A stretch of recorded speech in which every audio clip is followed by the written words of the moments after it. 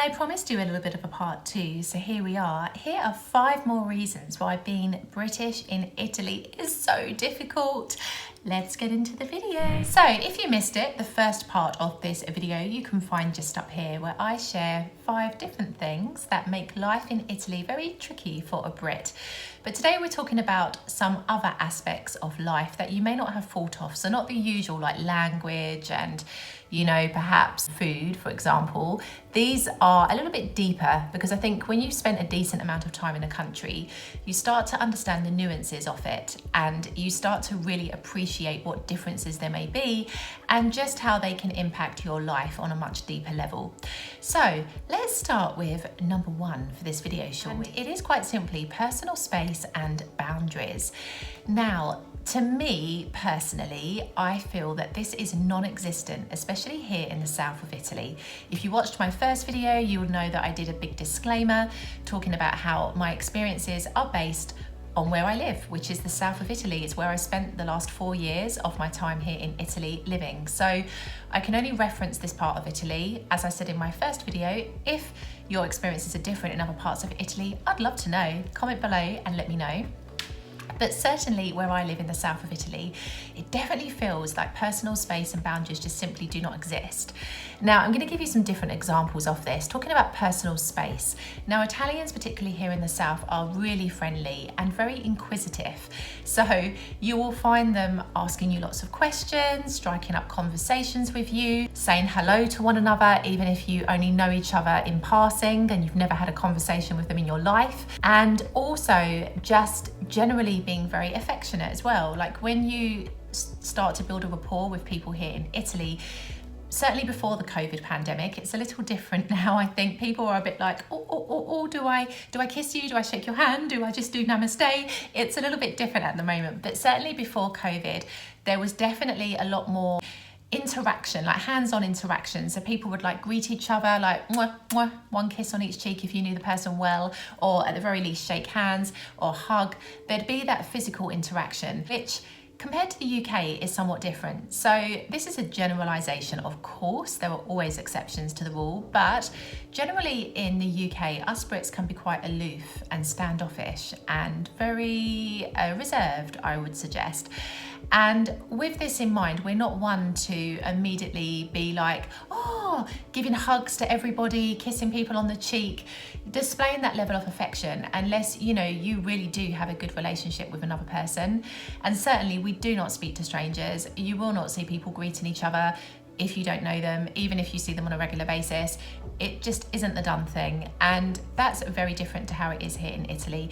And also, you will find as well that people in the UK, they don't really speak to one another. So you won't have that kind of level of questioning and inquisitiveness that you find here in Italy. So I think that can be difficult being a Brit when you're dealing with that, particularly if you respect your personal space and you're not used to that level of attention. But moving into boundaries, now this is huge, and I've really noticed it in recent weeks and months, especially when I'm observing what goes on around me, and also even through speaking to students that I teach English to, because they give me examples from their working lives and their education that makes me understand that boundaries just simply do not exist properly here in the south of Italy.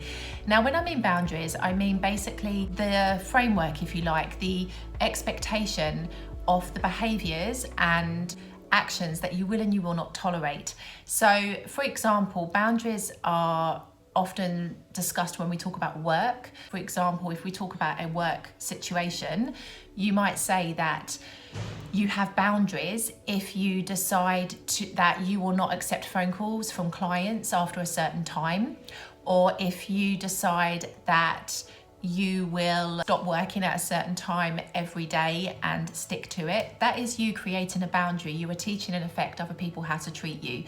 Now, this simply doesn't exist here in Italy. People will contact you at all hours of the day and night to do with work matters. You will have people who don't know how to switch off. So basically they make themselves readily available, which means that they never really have a balance between work and personal life. And also just in terms of like the information that you choose to give people, there's a boundary an unspoken boundary, if you like, that exists between the amount of information that a person needs to know and what you actually feel comfortable in telling them. And, you know, sometimes here those boundaries don't exist. People will ask very personal questions to you that perhaps you don't feel comfortable in answering because you don't know that person that well, or you don't have that existing relationship. So this is definitely something that differs compared to the UK. In the UK, I feel that boundaries are respected more, certainly when it comes to working life, and I'm going to talk a bit about this in more detail later, but certainly when it comes to working life, there are more clear boundaries as to the behaviour that you can expect to receive and the way that you need to behave as well as an employee. Also in personal life as well, people know when to talk about something and when not to.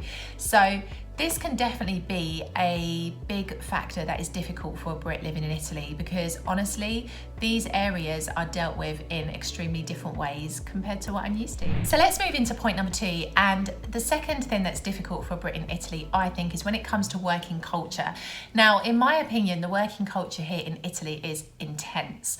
Now, don't get me wrong, I think this is very much profession dependent, but certainly in what I do, teaching, it's intense. Long hours, back-to-back students, a lot of work that you're expected to do, preparation, reports, all of these extra things that you are expected to do on top of your actual teaching mean that you often work very long hours, and it can feel as if you are always working, like even on a Saturday, for example. So I feel like the working culture here is different on the one hand for the intensity of it, the hours that you work, the fact that Saturday is predominantly considered a working day. It is too in the UK, don't get me wrong, but on a lesser scale. Normally in the UK, the businesses that would be open more on a Saturday would be like retail businesses, restaurants, places that are typically open 7 days a week. Offices and businesses of that nature tend to operate more on a Monday to Friday basis. So for this, it does feel a little bit different here in Italy when we're talking about the amount of time that you're expected to work. But also, I would suggest that the working conditions differ as well. Now, this is based on my own personal experience. I've been working here in Italy since the minute I stepped off the plane in 2018. So I like to think that I've got some experience of what the working culture is like here. Work contracts, I've touched on this before in other videos, but work contracts can vary differently. Expectations, what you're expected to do, the requirements of your job. There are many aspects that vary considerably to what you might be used to in the UK. And even the whole process of the type of contract that you have, and when you need to close that contract if you decide that you want to move to a different company, for example. There's lots of differences in terms of how the working culture is managed here in Italy compared to the UK. And I think as well, and I've touched on this before in other videos, I feel in the UK there is more support given to employees, and especially to entrepreneurs, people who want to start their own business. Definitely in the UK, I feel there is more support available, and you are encouraged even more so to want to follow that path. Whereas here in Italy, I feel especially in the south, you are discouraged more than you are encouraged to follow the route of becoming an entrepreneur. And I just think it can seem a little complicated even to become self-employed without, you know, really understanding the situation. It's different. Very different, the working culture, and it takes a lot of getting used to, and particularly because I'm super organised as well, and I think this is definitely a British thing, to be organised, to know what you're doing, to want to have all your ducks lined up in a row, as we say. And sometimes here in Italy it just doesn't work that way, especially in the south. You have to be prepared for last minute changes to your working schedule. You have to be prepared to wait for things to be confirmed, when in the UK you would at least have like a day or two's notice of this particular confirmation. It's super different. It's definitely, I don't know, a more, laid back approach to managing the administration side of employment, shall we say. But the intensity of work is high, I think, definitely higher. And it feels different. Like it feels to me that people want to work more here than in the UK, and that sounds really strange and contradictory. Of course, in the UK there are people that want to work, but there are also a lot of people that can't be bothered to work, and that's why there are lots of people who claim benefits, because they simply find any excuse possible to prevent them from getting a job. And so yeah, it's different. It's definitely a different vibe, that's for sure. Okay, so let's talk about point number 3. The third difficulty I think that Brits face in Italy is when it comes to life experiences. Oh boy, certainly where I live in the south, I do feel that a lot of people have a closed mindset and mentality, and that's very difficult for me as a Brit to live with. Now consider I'm 38 years of age at the time of recording, and I consider that I've actually achieved a lot in my life over that period of time. And when I compare myself to people who are of a similar age that I know here in Italy, oh my God, it's like I'm 90 years old, like in terms of the life experience that I've had as a one-on-one comparison to what they've had, for example. And it's so funny, like, and I think it's just a cultural thing, absolutely. Like, people live a lot longer at home with their families here in Italy, and there are different factors behind that. Often the economic situation is given as a regular reason as to why this happens, but also education as well. People stay in education a lot longer in Italy. Like, it baffles me, because in the UK, people tend to leave education a lot earlier. Even when you go to university, you are not at university until you're like 30 years of age, unless you are really studying something specialist or you want to just keep on racking up those qualifications. Like, typically you've got a job by then, you're establishing yourself, you're building your independence. But here in Italy, like, people stay in education for a lot longer, and often it's almost, and now this doesn't apply to everybody, and it very much depends on what you're studying, I completely get it, but sometimes it's almost used as a fallback when the person doesn't know what they want to do, so they just continue to study until they get that moment of inspiration that's going to guide them as to what to do for employment. Very different in the UK. There is a much more independent mindset. Consider that when people go to university, often they will go to a university that's away from their home. That's part of the experience. And they will stay in like the student dorms and accommodation in and around the university. So they leave home at a much younger age. And here in Italy, it doesn't really happen that way. Like, especially in the south, people tend to live at home a lot longer with their families before making that move. And I just think as well that in the UK, we have a much more open mindset. And what I mean by that is that people aren't afraid to take risks. They see possibilities in situations. They go after things. They follow what they want to do. Now, of course, again, this is a very generalized concept. You will always find people that are risk averse. You will always come across people who don't want to look for the opportunities in a situation. They would much rather focus on the negative aspects. But generally speaking, as a country, as a culture, we are more proactive, and we want to experience more from our lives, and we want to gain that independence and to create a life for ourselves and be earning our own money and to, you know, just live our lives basically. And I just feel here in the south of Italy, it's a lot more closed. People don't travel as much. People tend to stay in Italy a lot more. People tend to live very close to their families. So different compared to the UK, and sometimes I just feel like I'm an anomaly. Jeez, what is wrong with me? This is the proof, right? Because I know some of my students watch these videos. Even Brits and mother tongue speakers can make mistakes, va bene. So, anomaly, there we go. I feel like I'm an anomaly because I have this very open mind, and I encourage all the people I come into contact with to follow their dreams and to dream big and to expand their life and expand their vision and see the possibilities and not be limited by what's around them or other people's opinions or generations before you who couldn't see what possibilities there were. Man, I feel so strongly about this, honestly. This is definitely a huge difficulty for a Brit living here, because I feel that we have a much more expansive mindset compared to that here in the south of Italy. So let's move into the fourth difficulty, shall we? And it flows really nicely into family dynamics. Now, the family dynamics here in Italy are very difficult, I think, for a Brit to get their head around, because it almost feels like children are mollycoddled. I love that expression, mollycoddled by their parents until well into their adulthood. And what I mean by this is that I've even had this experience. I have seen adults who are like 20, 21, 22, even older, treated as if they are like 14 or 15 years of age, and people refer to them as children. No, when you are 18 years old, you are an adult, not a child. I'm sorry. In the UK, this just doesn't happen. Are you kidding? Like, if I was to expect my parents to do everything for me, and I'm like, I don't know, if I was like 20 years old, for example, my parents would be like, come on, do it yourself. Like, it's just so different. Like here, parents, mothers especially, do everything for their kids, and it's a really wonderful thing. And I love the family dynamic. I think I can relate to that, especially because it's different to my own family dynamic. I have a family that is spread out all around the world, and we're not particularly close as a family unit in terms of how often we see one another.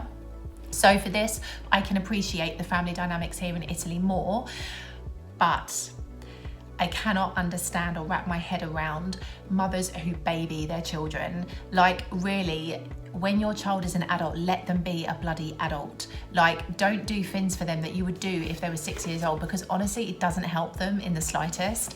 Like, I'll give you a recent example, right?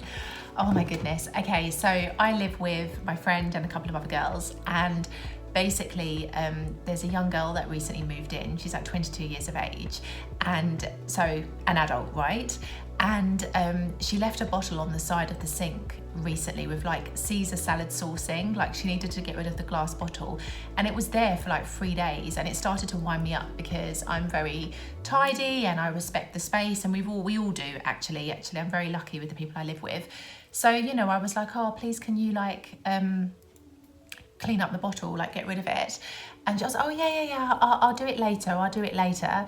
2 days later it was still there, and in the end somebody else did it for her. I'm like, it takes 2 minutes, what's the problem? Mummy's not here to do it for you. Like, really, it's difficult. I think that I'm a very independent person, and I think this is why I find sometimes the family dynamics very suffocating here. And I see there is a family that live very close to where I live, and I see how they all are, like they do everything together, like they're always around each other. I just find it suffocating. Like, I love the closeness of family units here, but I also think on the other hand it can be detrimental to the growth and development of adult children. Like, really and truly, that's what I believe. And I think especially when you live with your family until you're like 30, 40 years old, you're still at home, I think that you lose your sense of independence, whether you realize it or not. Whatever you might tell yourself about living with your family, it's beautiful, yes it is, but you are losing your independence. You need to have your own space. In the UK, it's not like this. In the UK, you of course have family units that are a lot closer than mine, it's true, but you don't have families that live on top of one another. Typically, you don't have that same mindset where mummy and daddy will do everything for you even when you're a grown adult. This is not a normal thing. And also, I just think people become responsible from a much younger age because they tend to leave home a lot younger, especially if they go to university, than they do typically here in Italy. So the last point that I want to talk about today in this video, the last difficulty I think that you can find as a Brit living here in Italy is when it comes to professionalism. Now this links pretty much to businesses and to small businesses. Now this doesn't cover every small business. I have seen some amazing small businesses here in Salerno that literally blow me away, and I'm so like proud of what they're achieving and how they present themselves and their branding and everything. I'm like, it's on point. And I know a thing or two about businesses. I used to have my own in the UK. I used to have my own commercial premises, so I understand what it's like to present a professional image in what you do and how that can impact how well you do. But honestly, there are some shops here in Italy, especially in the south, especially in Salerno, where I really wonder how they ever manage to survive. And I mean it. Like, when your shop window is full of mannequins that look like they've been mutilated, what makes you think I'm going to come in and buy the clothes in your shop? When you dress your mannequins in the window as if they are from a horror freak show, what makes you think that I'm going to go, oh my God, that's beautiful, I've got to have it in my wardrobe? It's not going to happen. And I think, you know, there's a real lack of professionalism, a real lack of urgency, a real lack of anything. Like, one of my friends, she used to design shop windows, and she's even gone into some of these shops and said, you know, I'll help you, I'll redesign the window, or I'll do this, I'll do that. And there just isn't the get up and go. There isn't the motivation that they have within them to want to, that desire to want to improve. And I think that can be difficult sometimes, because in the UK, typically, shop windows are like the key to your business. They are essentially what draws the customer into your business. And I feel people get that concept better in the UK, because certainly in town centres and in prominent parts of a city, you will see shop windows like works of art. They are beautiful. Now, of course, there are always exceptions. There are always some people that do not understand how important an aspect of business this is, but typically speaking, shop windows are beautiful, and it's just different. Like, there are just so many different local businesses that I've seen here that just don't make the most of themselves. They don't advertise themselves properly, they don't use social media to their advantage, they don't use websites, and I think it ties in just to like the traditional culture when it comes to businesses here. Like, you know, a lot of businesses here don't have an online presence, which, you know, was really tested during the pandemic when we couldn't go in presence to shops to buy things. So yeah, I don't know, the lack of professionalism, I think this is something as a Brit is difficult, because to be professional is everything. And I think, you know, it says a lot about a business, the way that they present themselves as to how they're going to treat you as a customer. And I think as well, like, you can go into some shops, sometimes people are inside like eating, or they're just not interested when you go in. Yeah, it doesn't happen everywhere, don't get me wrong. I feel like this is few and far between, but it exists. And it's something that I think as a Brit, it can be difficult to stomach, really. It doesn't make me want to spend my money there. It doesn't make me want to revisit. It doesn't make me want to recommend a place, that's for sure. So I hope you've enjoyed this video. If you do enjoy my content, I'd love it if you would subscribe and support my channel. And if you enjoyed this, I think you'll also enjoy this, which is 10 do's and don'ts when it comes to living in Italy. And I'll see you in the next video. Ciao for now.